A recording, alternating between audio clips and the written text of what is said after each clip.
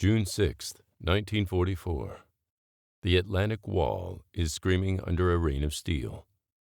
Thousands of Allied ships are appearing through the gray morning mist of Normandy. The greatest amphibious invasion in human history has begun, but in a quiet mountain retreat in the Bavarian Alps, the man at the center of the world is asleep. His generals are pacing outside his bedroom door, paralyzed by fear. They have the reports of paratroopers, naval bombardments, and beach landings. But they are terrified to wake Adolf Hitler. They have been told for 2 years that this is a trick. They believe the real invasion is coming to the Pas du Calais. They have been fed a diet of lies by the most sophisticated deception operation ever created. And the man Hitler trusts the most is the one leading him into the trap. This is the moment the most powerful intelligence network in Europe collapsed. It is the story of how rubber tanks and fake radio signals destroyed the Third Reich. The liars were not just in London. They were inside Hitler's own head. The deception was officially known as Operation Fortitude South. It was a masterpiece of psychological warfare and technical illusion. The Allies knew they could not hide a force of 2 million men, so they decided to hide the destination instead. They wanted Hitler to believe the strike would land at the Pas du Calais. This was the narrowest point of the English Channel. It was the most logical, most efficient route for an invading army. To sell this lie, the Allies created an entirely fictional military force. This was called the First United States Army Group, or FUSAG. It was a ghost army that existed only on paper and in the airwaves. The Allies placed this fake army in Kent, across from the Pas du Calais. They gave command of FUSAG to the one man Hitler truly feared, General George S. Patton. Hitler believed Patton was the Allies' most brilliant and aggressive commander. He could not conceive that the Americans would leave their best horse in the stable. But FUSAG was a phantom. It was composed of inflatable rubber tanks, wooden airplanes, and canvas trucks. These decoys were designed by set designers from the British film industry. They used air compressors to bring Sherman tanks to life in less than 20 minutes. From the altitude of a German U-88 reconnaissance plane, the decoys were indistinguishable from real armor. The Allies even created fake sewage systems and laundry facilities for the ghost troops. They used specialized trucks with massive speakers to play the sound of tank treads at night. This acoustic deception convinced local residents and German spies that thousands of vehicles were moving. The double-cross system ensured that every report Hitler received was a lie. The British MI5 had captured every single German agent operating in the United Kingdom. Instead of executing them, they turned them into double agents. The most famous was Juan Pujol Garcia, codenamed Garbo. Garbo convinced German intelligence that he had a network of 27 sub-agents across Britain. Every single one of them was a fiction created by Allied intelligence. Garbo's reports were so convincing that Hitler personally awarded him the Iron Cross. He fed the Abwehr a constant stream of confirmed sightings of Patton's army. He told them the Normandy landings were merely a diversion to draw German reserves south. Hitler, obsessed with his own intuition, fell for the ruse completely. He studied the maps of Kent and the Pas du Calais with religious fervor.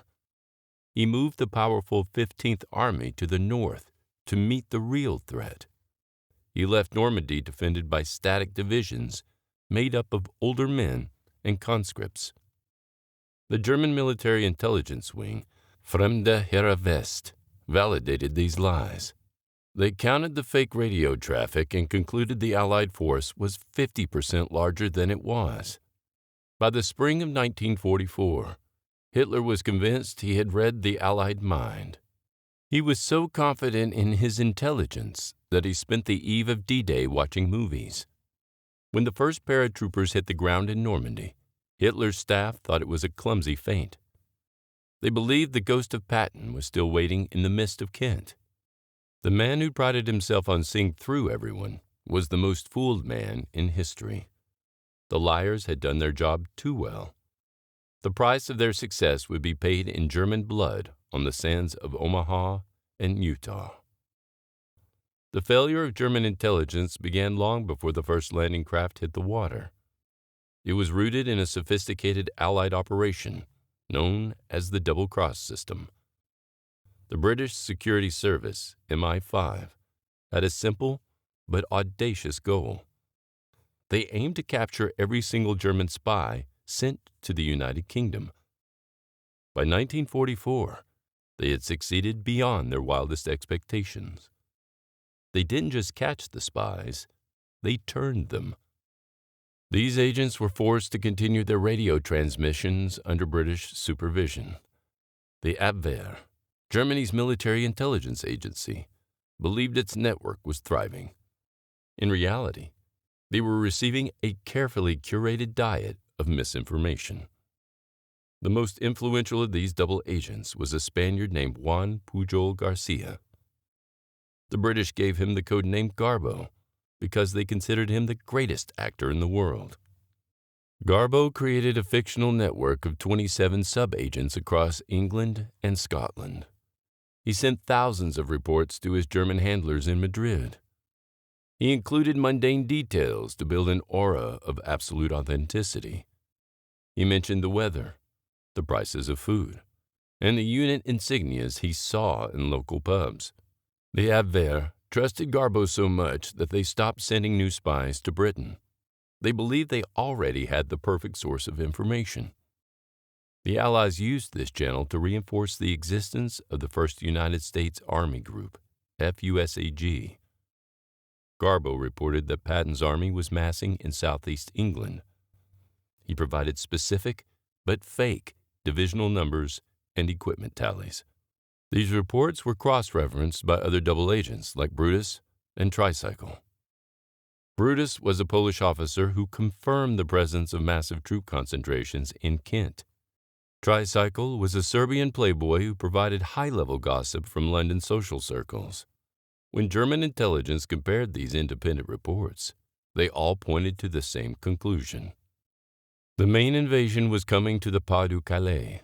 The German intelligence analysts at Fremde Heere West, Foreign Armies West, were systematically blinded. They were buried in a mountain of consistent yet fraudulent data. They stopped looking for the truth and started looking for evidence that confirmed their bias. Hitler's own military intelligence chief, Admiral Wilhelm Canaris, was also a factor. Canaris was secretly disillusioned with the Nazi regime. He often failed to challenge the inconsistencies in the intelligence reports. This created a feedback loop of error that reached the Führer's desk. The German High Command became convinced that any activity in Normandy was a distraction. They believed the Allies would never risk their best divisions on the rugged coast of France. They were waiting for the real strike at the narrowest part of the channel. The trap was set, and the bait was a web of electronic ghosts. Hitler was not just being lied to by his enemies. He was being lied to by the very system he designed to protect him. The ace in the Allied hand was a Spaniard with a radio and a vivid imagination. The double-cross system had turned the Abwehr into a megaphone for Allied propaganda. By June 1944, the German intelligence lie was no longer a theory. It was a total, undisputed reality inside the Wolf's lair. The failure of German intelligence was not just a result of Allied brilliance. It was a byproduct of deep-seated institutional rot within the Abwehr. The Abwehr was the primary military intelligence organization of the Third Reich. By 1944, it was led by Admiral Wilhelm Canaris, a man of complex and divided loyalties. Canaris was a veteran naval officer who had grown increasingly disillusioned with the Nazi regime. He presided over an organization that was often more interested in internal politics than external reality. The Abwehr suffered from a lack of centralized coordination and a desperate need to please the Führer. Hitler did not tolerate bad news or reports that contradicted his military intuition. This created a culture where intelligence officers filtered data to fit Hitler's existing worldviews. The most critical analytical failure occurred within the Fremde Heereswest, FHW. This was the Foreign Army's West branch responsible for assessing Allied strength. FHW was led by Colonel Alexis von Rönne, a man who would later be executed for his role in the anti-Hitler resistance. Rönne was tasked with tracking the Allied order of battle, or the total number of divisions ready to strike. The Allies used Operation Fortitude to feed Rönne a diet of inflated numbers. They convinced him that the Allies had nearly 90 divisions stationed in the United Kingdom. In reality, the Allies had fewer than 50 divisions available for the invasion. Rönne accepted these numbers without sufficient physical verification. He relied heavily on the reports from the turned agents of the double-cross system. Because these agents had been reliable in the past, their word was taken as gospel. The German intelligence community also suffered from a critical lack of aerial reconnaissance. By 1944, the Luftwaffe had lost control of the skies over the English Channel. Any German pilot who attempted to fly over Kent or Sussex was immediately hunted down by Allied Spitfires.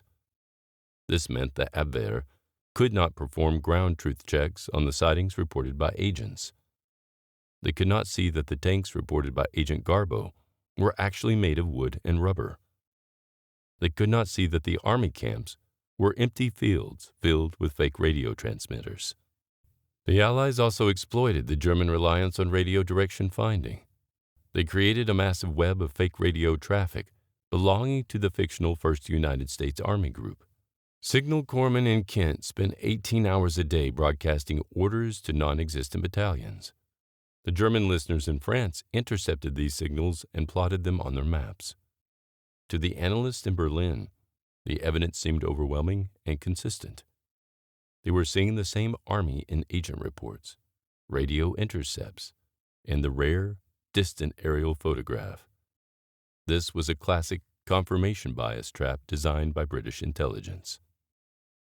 The Abwehr stopped questioning the narrative because it matched Hitler's own belief. Hitler was convinced that the Allies would take the shortest path across the Channel to the Pas du Calais. He believed the flat, open plains of the north were the only place for a modern tank army to operate. The Abwehr analysts provided the facts to support the Führer's feelings. This created a feedback loop of misinformation that made the German High Command blind to the truth. They ignored the real buildup of ships and men in the ports of southwest England. They viewed the activity in Normandy as a secondary theater of little importance. Even the weather was used against them. German meteorologists predicted that the stormy seas of early June would make an invasion impossible. They told the High Command that the Allies would wait for better conditions. Because of this, many senior German commanders were away from their posts on the morning of June 6th. Field Marshal Erwin Rommel had actually returned to Germany to celebrate his wife's birthday. The Abwehr's blind spot was a combination of Allied skill and German arrogance. They believed they were the masters of espionage. In reality, they were the puppets of a play being written in London. The magic of the Allies had turned the German intelligence machine into a liability. The stage was now set for the most chaotic morning in the history of the Third Reich. The guns were about to fire, but Hitler's eyes were still looking in the wrong direction. The first reports of the invasion did not come from a spy or a scout. They came from the frantic radio operators of the 716th Static Infantry Division in Normandy. At 0016 hours, Allied gliders had already seized the bridge over the Caen Canal. By 0130 hours, thousands of paratroopers from the 101st and 82nd Airborne were dropping into the dark fields of the Kuntonta Peninsula. These were the vanguard of the storm, but they were landing in total chaos. The heavy clouds and intense anti-aircraft fire had scattered the jump teams for miles. Ironically, this chaos worked in the Allies' favor. German commanders across Normandy were receiving reports of enemy soldiers everywhere. They couldn't determine where the main thrust was located because the drops were so fragmented. At the Berghof, Hitler's mountain residence in the Bavarian Alps, the atmosphere was eerily quiet. Hitler had a strict routine and had not gone to bed until 0300 hours. He had taken a sleeping draught and was in a deep, chemically induced slumber. His personal adjutants and military staff were gathered in the map room downstairs. The telephones began to ring incessantly as the sun began to rise over the Atlantic. General Alfred Jodl, the chief of operations, was the man responsible for the big picture. Jodl received the reports of heavy naval bombardment at 0530 hours. He heard about the thousands of ships massing off the coast of Omaha and Utah beaches. But Jodl was a victim of his own intelligence briefing. He was still thinking about the Ghost Army in Kent. He viewed the massive fleet in Normandy as a desperate Allied attempt to draw his attention. He believed that if he committed his reserves to Normandy, he would leave the Pas de Calais wide open. This was the confirmation bias in its most lethal form. Downstairs, the staff officers whispered in the hallways. They knew that only Hitler had the authority to release the Panzer Reserve. These were the heavy tank divisions, including the 12th SS Panzer, stationed miles from the coast. Without Hitler's direct signature, these tanks were legally required to stay in their hangars, but no one in their inner circle was willing to wake the Führer. Hitler was notorious for his explosive temper when interrupted during his rest.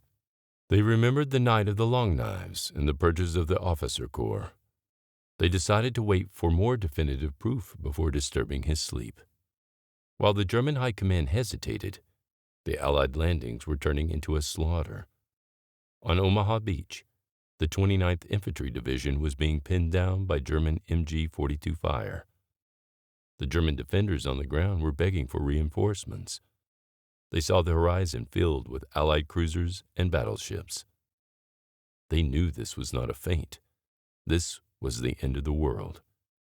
But the reports traveling up the chain of command were being sanitized by Jodl and his staff.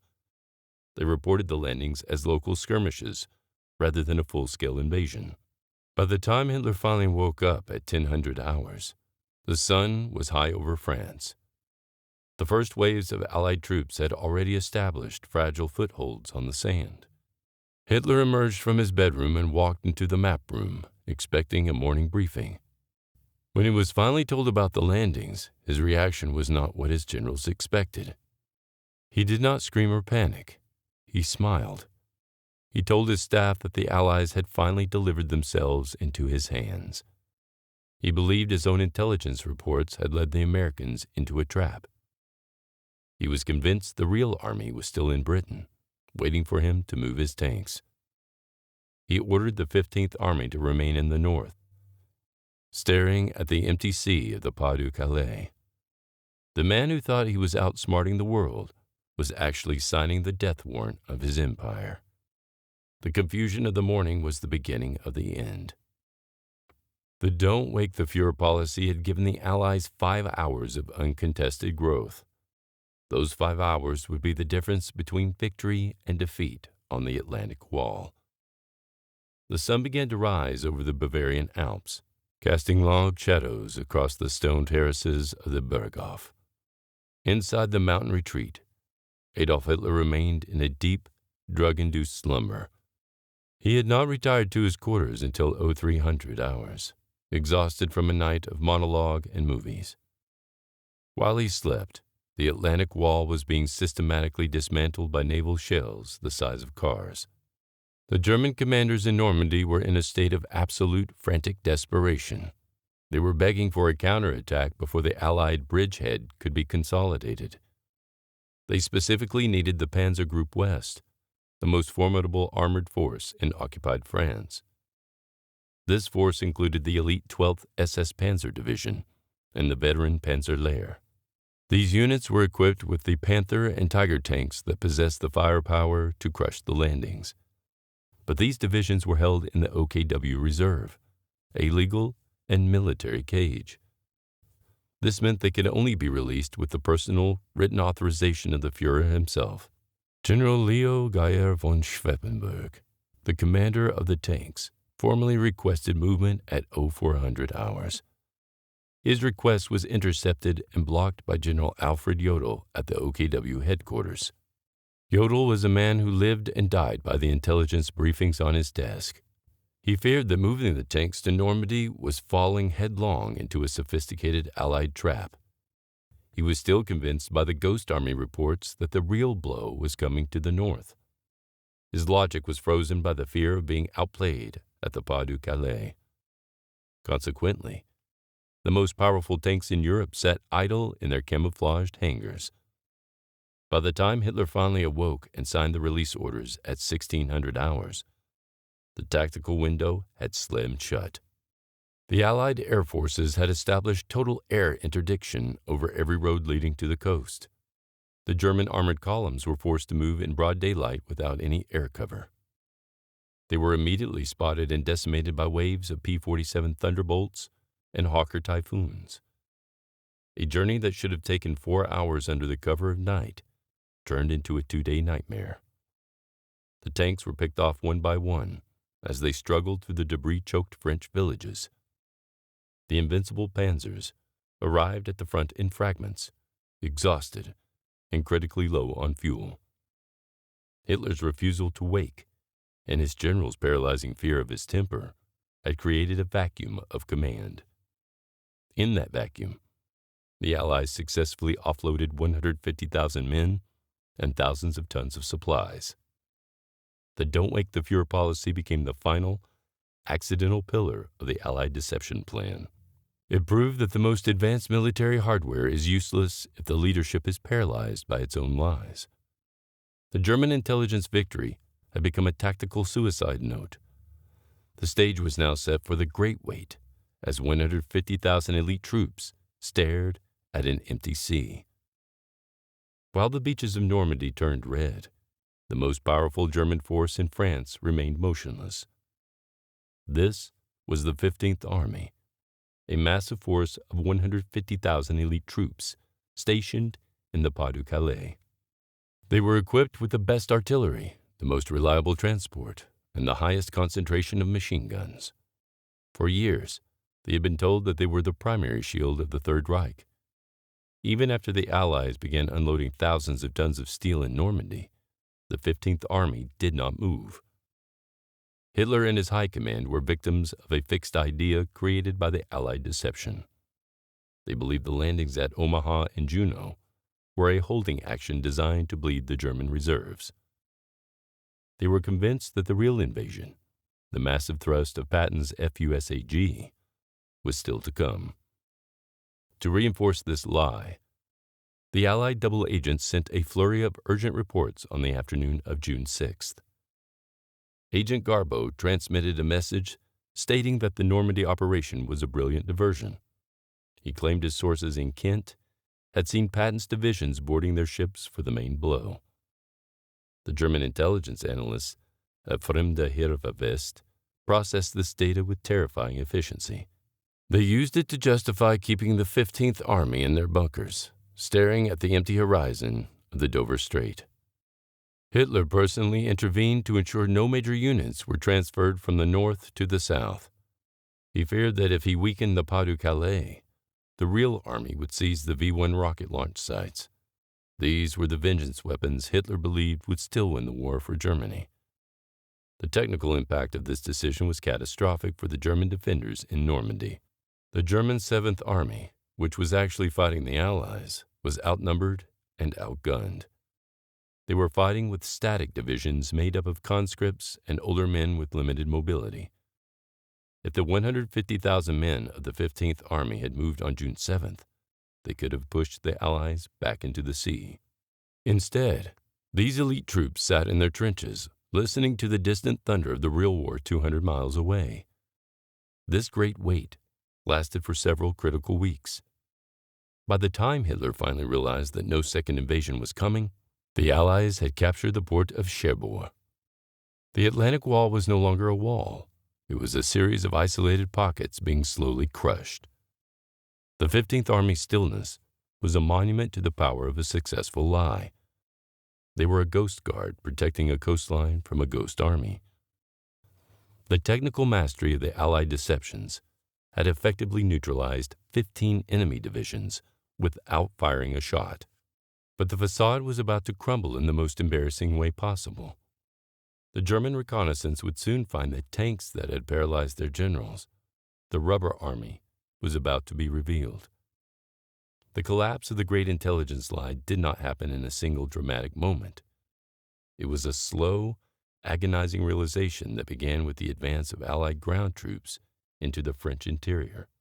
As American and British forces broke out of the Normandy hedgerows, the German front lines disintegrated. General George S. Patton finally appeared in France, leading the real Third Army into battle. This was the final piece of the puzzle for the German High Command at the Wolf's Lair. They realized that the man they had been watching in Kent for months was now destroying their panzer divisions in the south. The German reconnaissance units were finally able to access the areas previously controlled by the Ghost Army. They began to find the physical remains of the 1st United States Army Group, FUSAG. On the edges of abandoned airfields in England, they discovered the remnants of the rubber army. These were not the high-quality steel machines of a modern superpower. They were carefully crafted decoys made of plywood, canvas, and inflatable rubber. Some decoys were so realistic that they featured tank treads painted into the mud by specialized rollers. The tanks that had paralyzed the 15th Army were revealed to be nothing more than air-filled balloons. The technical brilliance of the deception was now visible to the humiliated German intelligence officers. They found that the radio traffic they had been tracking came from a handful of trucks with high-powered transmitters. These trucks had been driven in circles to simulate the movement of entire armored divisions. The army camps that appeared in aerial photographs were merely empty fields with fake laundry lines. The German analysts realized they had been counting ghosts for over 2 years. The Abwehr and the Fremde Heerwehrwest had built their entire defensive strategy on a foundation of air and rubber. Colonel Alexis von Rohn, the man who had validated the inflated troop counts, was left in a state of professional ruin. He had reported nearly 90 Allied divisions ready to strike. The true number was barely half of that. The psychological impact of the German officer corps was devastating. They had been outcalculated, outmaneuvered, and made to look like fools by the British film industry. Hitler's reaction to this discovery was a mixture of denial and delusional relief. He initially refused to believe that his intelligence services had been so thoroughly infiltrated. He convinced himself that the real army had simply been moved secretly from Kent to Normandy at the last second. He did not want to admit that his own military intuition had been the Allies' greatest weapon. The realization that Agent Garbo was a double agent came too late to save the German 7th Army. The German High Command had awarded Garbo the Iron Cross while he was actively destroying their army. The technical failure of the German intelligence machine was now absolute. They had lost the ability to distinguish between a physical threat and a psychological shadow. The Allies had achieved the impossible. They had made the German army defeat itself. The 150,000 men of the 15th Army were finally ordered to move south, but the roads were gone. The Allied air supremacy meant that any movement in daylight was a death sentence. The German troops arrived at the front lines only to find that the war was already lost. The rubber army had won the most significant victory of the 20th century without firing a single bullet. The facade was gone, but the damage was permanent. Hitler was now entering the final, paranoid phase of his command. He no longer trusted his generals, his spies, or his own eyes. The Ghost Army had moved from the fields of Kent into the corridors of the Führer's mind. The hunt for the traitors was about to begin. The realization that the German High Command had been fighting a phantom army triggered a total collapse of trust. Adolf Hitler did not respond to this technical failure with strategic adjustment. He responded with a wave of violent paranoia. He viewed the success of Operation Fortitude as proof of a conspiracy within the Abwehr. He believed his own officers had sabotaged the defense of France by allowing themselves to be fooled. This suspicion piqued after the failed July 20th assassination attempt at the Wolf's Lair. The subsequent investigation revealed that many intelligence officers were indeed part of the resistance. Admiral Wilhelm Canaris, the head of the Abwehr, was stripped of his rank and later executed. Colonel Alexis von Roon, the man who validated the inflated Allied troop counts, was also sent to the gallows. The institutional memory of German military intelligence was effectively wiped out by these purges. Hitler took personal control of almost all future intelligence analysis. He began to rely on his own intuition rather than corroborated field reports. This centralized control made the German military even more vulnerable to the Allied double-cross system. The technical infrastructure of the German spy network in Britain was never rebuilt. The Allies continued to feed the High Command misinformation throughout the liberation of Paris. The Ghost Army of Patton remained a credible threat in Hitler's mind for months. The 15th Army was eventually forced into a chaotic retreat toward the German border. They had spent 2 critical months preparing for an invasion that never existed. By the time they reached the front lines, the Allied breakout was already unstoppable. The German soldiers on the ground felt a sense of total betrayal by their leadership. They had been promised that the intelligence was flawless and the wall was impregnable. Instead, they fought against an enemy that always seemed to know their next move. The success of the D-Day deception proved that information is as lethal as any bullet. The Allies had used the German obsession with consistent data against them. Abwehr had stopped asking why the information was so perfectly aligned. The discovery of the rubber tanks was a psychological blow that broke the German command's nerve. It forced them into a state of analysis paralysis that lasted until the end of the war. The Ghost Army had cleared the path for the landings and occupied the mind of the enemy. Operation Fortitude remains the most successful deception campaign in the history of warfare. It changed how modern military intelligence approaches the concept of perception management. The Allies proved that an army does not need to exist in reality to be effective on the map. The technical use of decoys and double agents created a reality Hitler could not escape. The cost of this lie was the near-total destruction of the German military's defensive capability. Because Hitler believed his intelligence lied about the Pas de Calais, he stopped trusting all data. This led to the disastrous tactical decisions during the final defense of Germany. The Rubber Army of 1944 provided the blueprint for modern electronic and psychological warfare. It proved that the most dangerous weapon is the one the enemy believes you have. Adolf Hitler died in his bunker, never fully grasping the scale of the ruse that defeated him. He was a man who prided himself on his will, but that will was bent by a web of Allied ghosts. The inflatable tanks of Kent were the true conquerors of the Atlantic Wall. If you want to see more technical deconstructions of history's greatest deceptions, hit the like button. Subscribe to the channel to see how the magic of intelligence continues to shape the world. Leave a comment below. Was Hitler's own ego the Allies' most effective weapon? Share your thoughts, and we will see you in the next one. Thanks for watching.